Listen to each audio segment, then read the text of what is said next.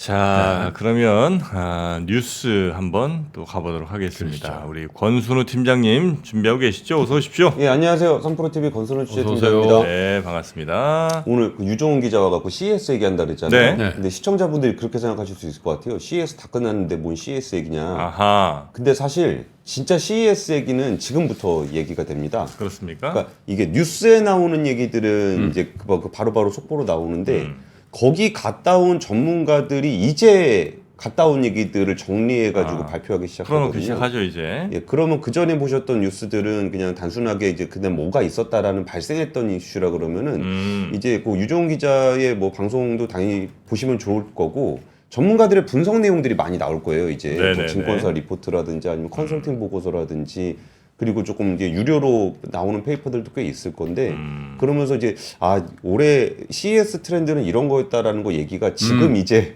시작된다라고 보시면 될 것 같습니다. 진짜 이야기가 이제 나오는 거죠. 그 전에 예. 이제 사람들의 눈을 좀 사로잡았던 예. 그냥 그런 거 위주로 좀 갔다면 그리고 이제 그 CES 안 간 사람들이 하는 논평 그런 것들 위주로 얘기가 좀 되다가 네. 이제 CES 때 이제 갔다 오신 분들이 좀 정리한 내용들이 이제 하나둘씩 나오기 시작하는 그렇죠. 것 같더라고요.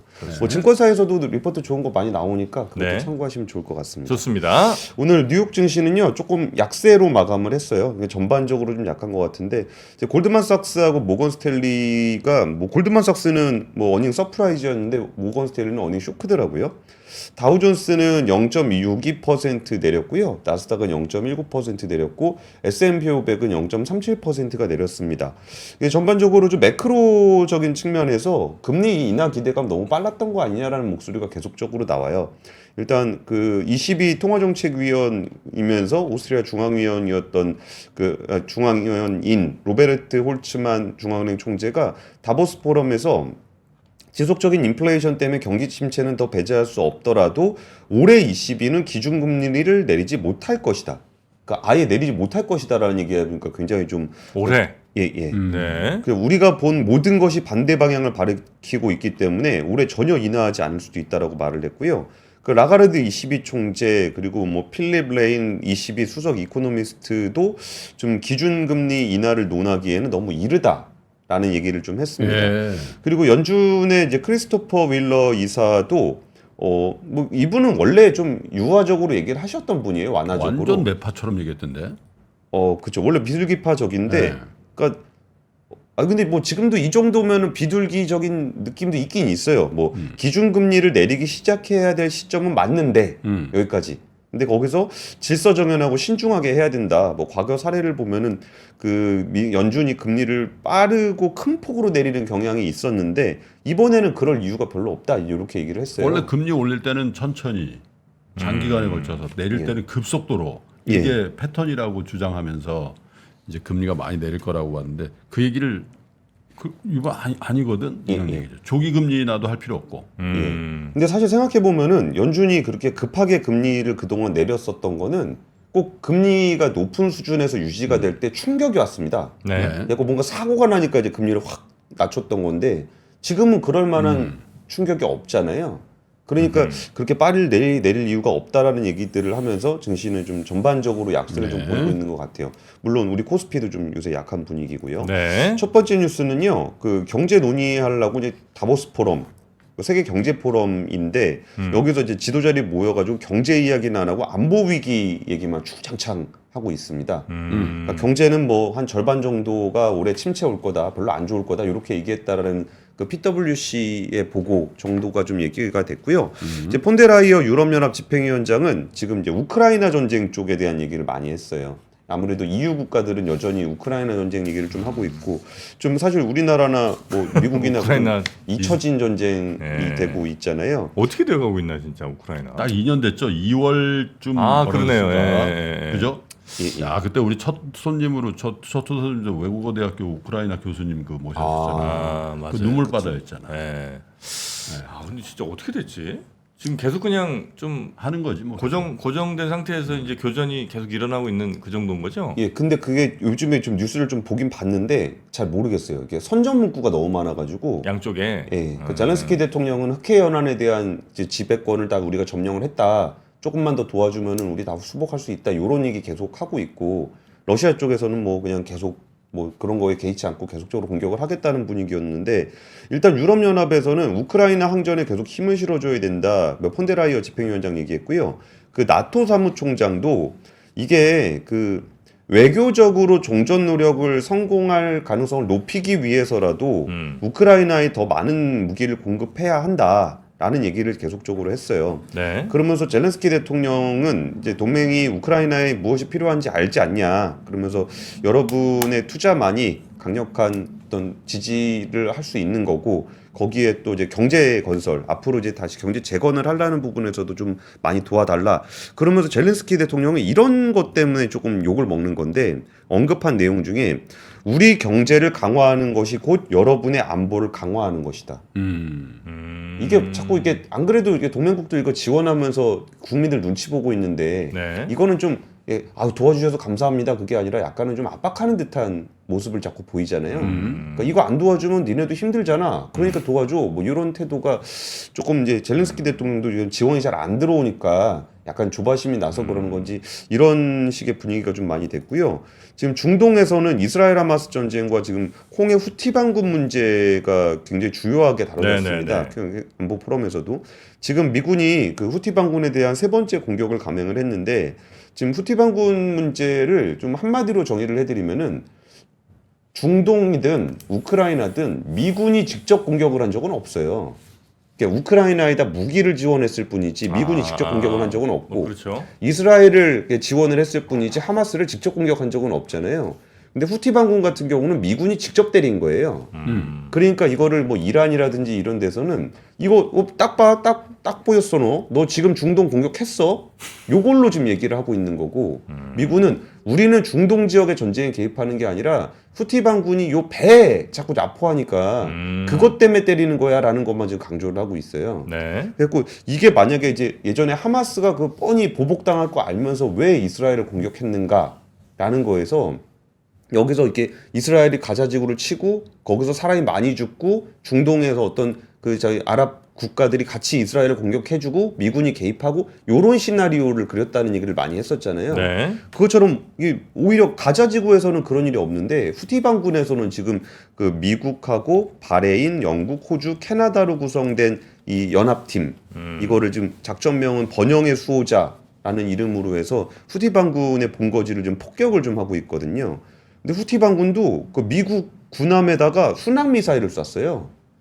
근데 그거를 이제 미군에서는 그냥 날아오던 미사일을 격추하기도 하고 뭐 이런 것들이 있는데 일단 카타르 총리는 이제 팔레스타인 무장정파인 하마스와 이스라엘군의 교전에 대해서 그 중동 지역으로 확전을 막으려면 빨리 가자지구 전쟁 멈춰야 된다. 카타르가 지금 중재자 역할을 하고 있기 때문에 다보스 포럼에서 그 얘기를 좀 했었고요. 그러면서 지금 외교적인 노력이 없는 상태에서 후티 반군의 홍해 항로 공격을 제어하지 못한다. 그러니까 자꾸 후티 반군 군사적으로 공격하지 마라. 라는 얘기를 좀 카타르에서 좀 하고 있습니다. 그러면서 사우디 외무장관은 여기서 또 묘한 얘기를 하는데 그 팔레스타인 문제를 해결해야 된다라는 얘기를 해요. 그러면서 팔레스타인 문제가 해결된다면 이스라엘과 수교할 수 있다. 이스라엘을 국가로 인정할 수 있다. 확실하게 인정할 수 있다. 이런 포지션을 또 세계경제 포럼에서도 얘기를 했어요. 그래요? 예, 그래가지고 이런 부분들이 좀 그러니까 결국은 지금 세계경제 포럼이라고 이름 붙어 있었고 경제적으로 안보가 굉장히 중요한 화두가 되고 있고 요런 자리를 빌어서 이제 좀 서로 간의 외교적 노력들이 좀 나타나고 있는 것 같고요. 또 이제 그 세계 지도자들은 또 아까 좀 전에 말씀하셨던 미국 대선 그 얘기도 그냥 한마디씩 툭툭 하면서 피곤한데 뭐 이런 분위기가 네네. 좀 세계경제 포럼에서 연출이 되고 있습니다. 다보스 포럼이 이제 뭐 그냥 좀 퇴색한 것 같아. 옛날에는 그 다보스에서 뭐 하나 나오면 이제 그러니까 그게 막 전 세계에 영향 많이 그렇지, 줬던 것 같은데. 화두가 막 나되고 그런데 여기 보니까 그죠? 인증샷인 것 같아. 네. 갔었어. 뭐. 다보스 스위스. 네. 자, 두 번째 뉴스도 한번 가봅니다. 예전에 뭐 4차 산업혁명 이런 네. 얘기 그러니까. 나와가지고 그때가 절정이었죠. 네. 화두 딱 던지면은 막 전 세계가 막 그쪽으로 향해 가는 막 그런 것 같은데 근데 저런 느낌도 좀 있어요. 이렇게 호재가 상승기에는 호재를 던져서 이게 유도를 하는 경향이 있거든요. 네. 근데 하락기에는 악재를 굳이 언급하고 싶지 않은 그런 것들도 좀 있는 것 아니 같아서 이제 다보스 포럼 자체가 이제 좀 다 유통기한 된 거 아닌가.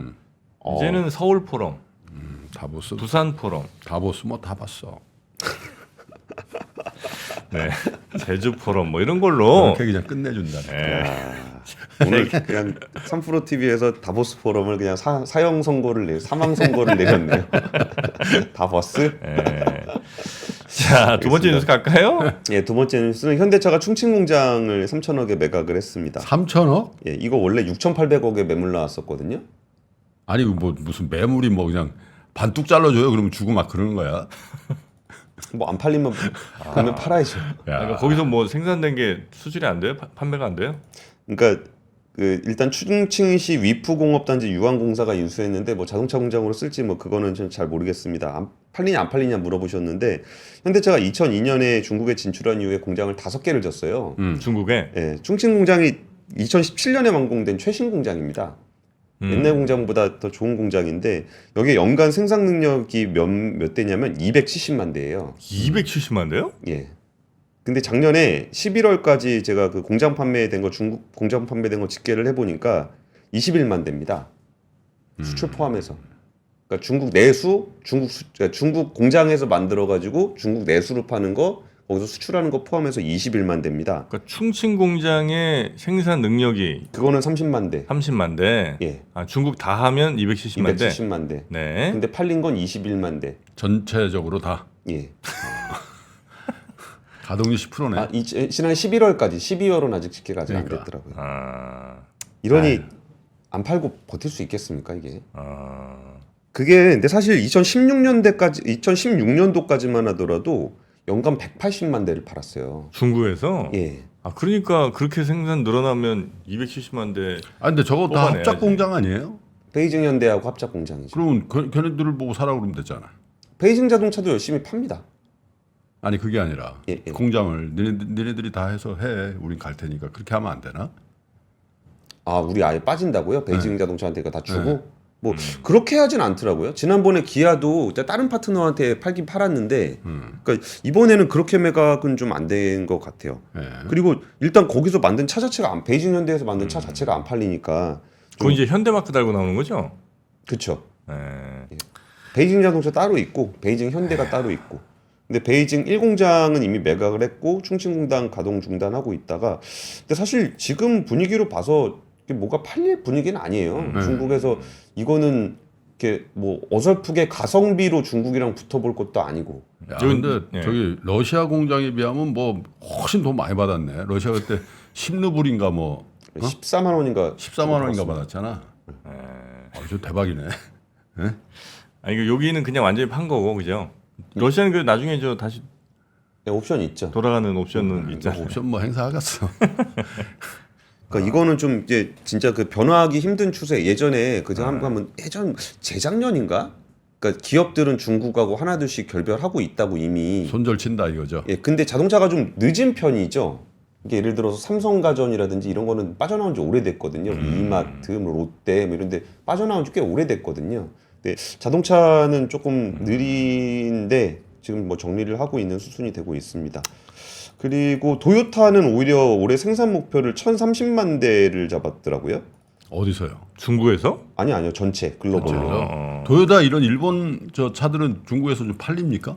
거기도 중국에서는 잘 안 팔려요. 그러니까 조금 감소했어요. 그러니까 지난해 기준으로 중국 판매가 2% 정도 감소를 했는데, 근데 이거는 어떤 요인이 좀 있냐면은 그 도요타는 지금 그 부품난 때문에 생산을 잘 못하다가 작년에 생산을 엄청나게 늘렸어요. 그리고 거기다가 하이브리드가 지금 전 세계적으로 굉장히 잘 팔리거든요. 네네네. 근데 거기서 뭐 점유율이 한 절반 이상 되니까 도요타가 그러다 보니까 잘 되는데, 중국 시장에서는 그 BYD 같은 전기차들이 꽤 잘 팔려요. 그러니까 중국 그러니까- 시장은 보면 중저가 뭐 이런 건 그냥 중국 차로 가는 것 같고, 예. 고가 애들은 이제 유럽 차로 좀 가고, 나머지 차들이 설 자리가 없는 거야. 고가권도 지난번에 보여줬잖아. 비아디 뭐 1억 몇 천만 원짜리. 예. 아, 뭐 있긴 있죠. 여튼 어쨌든 고가는 그래도 이제 좀 독일이나 뭐 이런 차들 좀 사고 나머지는 설 자리가 없는 것 같더라고요. 그러니까. 근데 네. 거기서 토요타가 전 세계적으로 하이브리드가 잘 되는데 중국에서도 하이브리드가 잘 되긴 돼요. 근데 중국 자동차 회사들이 하이브리드 기술이 좀 떨어지고 바로 전기차로 갔는데 전기차 판매는 약간 좀 저성장 국면으로 갔잖아요. 그러니까 토요타는 거기서 하이브리드가 설 자리가 좀 약한 거예요. 중국에서는. 그래가지고 좀 그 중국에서는 한 판매가 2% 정도 줄었고, 근데 오히려 지금 독일이나 이런 데는 독일 3사는 하이브리드가 진짜 애매하거든요. 그렇죠. 그러니까 거기는 어땠었냐면은 로우 에미션 비클이라고 할 때 그 토요타와 현대차 쪽은 로우리 그러니까 좀 저오염 물질 배출차를 하이브리드로 가져갔어요. 근데 독일 3사는 클린 디젤로 가져갔습니다. 네. 그러니까 이게 기술이 쭉 가다가 클린 디젤은 이제 그 이거는 그러다 사기였어. 또 속여 먹었잖아. 예, 디젤 게이트로 사기였잖아요. 그러니까 로우 에미션 비클을 버리고 바로 전기차로 갔어요. 근데 지금 이제 이 하이브리드가 좀 잘 팔리고 있는 상황에서 독일 3사는 이 하이브리드 기술이 좀 애매하거든요. 뭐 네네. 마일드 하이브리드나 아니면 이제 꽂아서 쓰는 플러그인 하이브리드 뭐 이런 거라 지금 뭐 폭스바겐이 원래 전 세계 1위였는데 지금 토요타가 가뿐하게 넘어서 있는 하이브리드를 전체 판매량. 아 판매량이 예. 아, 그렇게 돼 있는 구도가 좀 형성이 되고 독일이 있습니다. 지금 자동차 산업이 지금 위기예요. 독일. 예, 그러니까 독일이 마이너스 성장하잖아요.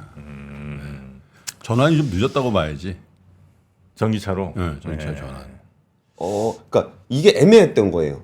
그러니까 토요타처럼 로우 에미션 쪽을 좀 고수를 하고 있던 데가 있었는데 독일 3사는 로우 에미션은 아예 하다가 클린 디젤 사기로 없어져 버렸고, 그럼 전기차로 전하는 건 테슬라는 그냥 아예 전기차로 가버렸는데 그렇죠. 여긴 좀 전기차는 또 늦게 가갖고 애매하고 전기차도 애매하고 로우 에미션도 애매하고 그래갖고 로우 에미션 이제 적게 배출한다 뭐 이런 뜻인 거죠? 그러니까 제로 에미션, 로우 에미션 네. 예, 뭐 그런 겁니다. 네.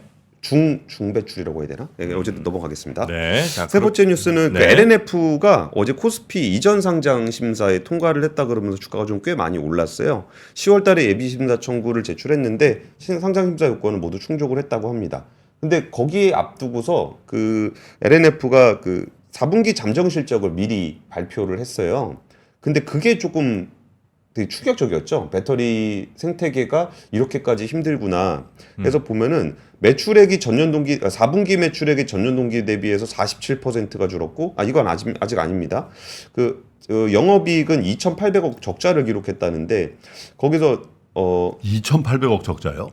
아니 이거 잘못 계산했습니다. 그런 거 같은데? 저기로 볼게요. 연간 실적으로 다시 네. 말씀드릴게요. 2023년 실적이 매출액 4조 6천억이었고 영업이익이 마이너스 2,241억이라는 거예요. 연간 실적입니다. 네. 매출액은 늘었는데 영업이익은 적자 전환을 했다는 겁니다. 그러면서 어떻게 얘기하고 있냐면 지금 보여주시면 됩니다. 이게 2023년도 실적인데 영업 적자가 뭐 이렇게 굉장히 크다라고 좀 얘기를 하고 있는 거고요. 이게 왜 그랬냐라고 했더니 전기차 수요 둔화에 따라서 연초 대비해서 매출이 20% 이상 감소를 했고, 그 리튬 가격의 폭락으로 재고평가 손익이 마이너스 2,500억이 났다는 거예요. 요 부분입니다. 재고평가 손익이라는 건, 그러니까 리튬을 사놨는데 양극재를 만들려고 리튬을 사놨는데 이게 가격이 떨어지다 보니까 내가 사온 가격보다 팔아야 되는 가격이 확 떨어졌다라는 거예요. 리튬 가격이 쭉 떨어져가지고. 그래서 이런 상황 자체는 좀 이해는 돼요. 그리고 좀 어닝 쇼크 미리 얘기했었고, 상세하게 우리 그냥 영업 적자 났습니다 얘기하고 치우는 게 아니라 재고평가 손익으로 좀 난 거라 이게 좀 리튬 가격 반등하면 괜찮을 거예요. 뭐 이렇게 설명할 수는 있죠. 네. 근데 좀 아쉬운 점은 뭐냐면 지금 리튬 가격을 제가 추세를 한번 보여드리는데 이게 리튬 가격이 2022년은 581kg당 위안인데 지금이 한 85위안 정도로 떨어졌어요. 엄청나게 떨어졌어요. 80이 됐다고? 네, 85 정도 될 거예요, 지금이. 그렇게 많이 떨어져요? 진짜 많이 떨어졌어요. 그리고 여기 요 국면에서 지금 여기로 내려오는 국면에서 재고평가 손익이 많이 났던 거거든요. 7분의 1 토막이 난 거네. 예, 예. 그러면 요 국면에서는 돈 엄청 이익이 벌어. 많이 났겠지. 이익 많이 났을 거 아니에요. 네. 근데 그때는 별로 그런 얘기 안 했잖아요. 우리가 뭐 재고평가 이익이 그러니까 재고평가 이익이란 개념은 없긴 한데 우리가 옛날에 저 싸게 샀던 리튬이 좀 많이 올라가지고 돈을 많이 벌었습니다. 이런 얘기는 좀 잘 안 했었잖아요. 근데 그런 부분이 좀 아쉽기는 해요. 올라갈 때 뭐 때 성장성이 좋았다 뭐 이렇게 얘기했겠죠. 올라갈 땐 그렇게 얘기하고 내려갈 땐 이제 재고 평가해 보니까 이렇게더라. 이렇게 얘기한다는 거죠? 아 근데 김 프로님 너무 이렇게 냉정하게 말씀하시지 마시고 이렇게 냉정하셔 너무. 그러니까 성장을 하니까 성장을 하니까 리튬 가격이 올라간 측면이 있으니까. 예. 그러니까 뭐 리튬 가격이 올라서 성장했냐 아니면 성장을 해서 리튬 가격이 올렸냐를 떠나서 요 국면 그러니까 이런 상황을 단순히 그 재고 평가 손익 정도로 설명하지 말고 좀 IR 같은 거를 하게 되신다면은 하실 네네네. 필요가 있다면은 조금 더 이렇게 분기 실적 같은 거 발표할 때 있으면은 네. 업황을 좀 더 상세하게 얘기를 해줬으면 좋겠어요. 그냥 실적 안 나온 거죠. 리튬가 떨어져서 그런 거니까 우리는 뭐 이익은 좋습니다. 이런 식으로 뭐 좋을 때는 그런 얘기 안 하다 안 좋을 땐 그런 얘기하고 그런 게 아니고 지금 진짜 좀 투자자들이 지금 상황 자체를 좀 이해할 수 네네. 있게 조금 더 상세한 설명. 근데 그 무슨 일이 아니에요 사실은. 왜냐하면 그 회계는 보수주의 원칙이 있거든. 네. 예, 회계 기장을 할 때는 기업이 특히 상장 기업은 보수적으로 회계를 하라 이게 네. 대원칙이에요. 근데 그 보수주의 원칙을 따르고 그거에 대한 해석도 보수적으로 해야 되는 거야. 올라갈 때는 해석도? 리튬 가격 올라가가지고 그런 건데 뭐 예를 들면 이 산업 자체가 성장성이 좋아요 이렇게 얘기하는 거가 원래 그런 거죠 이렇게 얘기할 바가 아니라니까. 그럼 떨어질 때도 그렇게 얘기해야지. 이 산업이 지금 성장의 한계에 부닥쳤다고 당분간. 아니 그 예전에 리튬 가격이 오를 때 이런 회사 주가 막 오르잖아요. 네. 난 그 왜 오른지 솔직히 잘 몰랐거든요. 왜냐면 오르면 원가 들어오는데 돈이 더 많이 드니까. 그 연동돼 연동돼 있어요. 그러니까 이제 팔 때는 연동이 되니까 뭐 예, 오케이 뭐 그때 그냥 그렇게 이해했단 말이죠. 근데 보니까 이런 요인도 있겠네. 내가 사놓은 게 더 재고 같은 게 훨씬 더 높게 평가되니까 재무제표상으로는 더 플러스가 많이 되고. 그렇지. 지금 이제 떨어질 때도 지금 비슷한 상황이라는 거 아닙니까, 그죠? 그렇죠. 네. 근데 이런 산업이 있나요? 이렇게 이거에 연동돼 가지고 매출 자체가 크게 변동할 수 있는? 그러니까 여기가 석유화학 이런 거 아니에요? 아니요 여기가 네. 배터리 회사가 네. 갑이에요. 지금까지. 음. 그러니까 배터리가 쇼티지니까 자동차 회사들이 이거를 맞춰준 거예요. 네. 메탈 가격에 이게 변동성이 있을 때 그건 네 사정이고 뭐 이러면 되잖아요. 사는 사람 입장에서는 야 팔기로 했던 거에 팔면 되지 그건 네 사정이지. 근데 그렇게 안 되니까 메탈 가격에 연동을 시켜놓은 건데 제가 취재한 거는 계약마다 좀 다르긴 하는데 제가 들었던 회사는 한 7년 정도 계약돼 있었거든요. 매출 연동 계약이. 네. 그 이후에는 어떻게 될지 모른다 뭐 이런 얘기를 좀 했었어요. 그러니까 요거는 배터리 산업의 좀 특징 중에 하나예요. 그러니까 그 전에 안 그러다가 메탈 가격 변동에 따라서 이제 실적이 워낙 들쑥날쑥해지니까 배터리 회사들이 좀 자동차 회사들한테 그걸 요구를 했고 자동차 회사들은 오히려 배터리를 좀 수급을 받아야 되는 입장이니까 그때 좀 아쉬움을 토로하면서 그러면서도 연동을 시켜줬던 거죠. 네, 그러니까 네. 그래서 조금 이게 좀 차이가 있습니다. 석유화학이나 네. 그런 데하고는. 일부 우리 댓글에서 보니까 이전 상장 요건 맞추려고 연말에 재고자산 평가 손실 정리한 거라는 이런 평가도 좀 있네요. 뭐 그럴 수도 있겠죠. 예. 한번 뭐 빅베스 했을 수도 있을 건데. 네. 자, 평가를 하나 안 하나 뭐 사실은 그게 어디 가는 건 아니니까. 여튼 이렇게 어닝 쇼크 미리 이야기한 LNF는 어제 주가는 많이 올랐다 이거죠? 그렇죠. 예, 많이 올랐습니다. 8% 정도 올랐습니다. 이전 상장 때문에. 예. 자, 이렇게 뉴스상 정리를 좀 해보고요. 참 그 뭐죠? 애플이 드디어 판매량으로도 삼성전자 넘었다는 얘기도 참 판매 있던데. 대수, 예. 판매 대수로. 애플 안 팔린다고 어제 뉴스를 막 했는데 그것도 역전되면 삼성은 어떻게 된 거야? 안 팔려서 뭐 할인 들어간다며. 예, 중국에서 할인한다고 합니다. 대수만큼은 삼성이었는데 그것도 13년 만인가 끝났다고 하고요. 장 시작 전부터 종료까지 쏟아지는 수많은 뉴스와 정보들. 이 중에서 어떤 것이 투자에 정말 도움이 되는 정보일까요? 3프로의 증시 셔터맨 박근영 마스터가 직접 정보를 선별하고 투자의 힌트를 드립니다. 시간도 아끼고 투자 아이디어도 얻는 시간, 박근영 부장의 마켓 힌트와 함께 하세요. 자세한 사항은 3프로 TV 앱과 홈페이지를 확인하세요.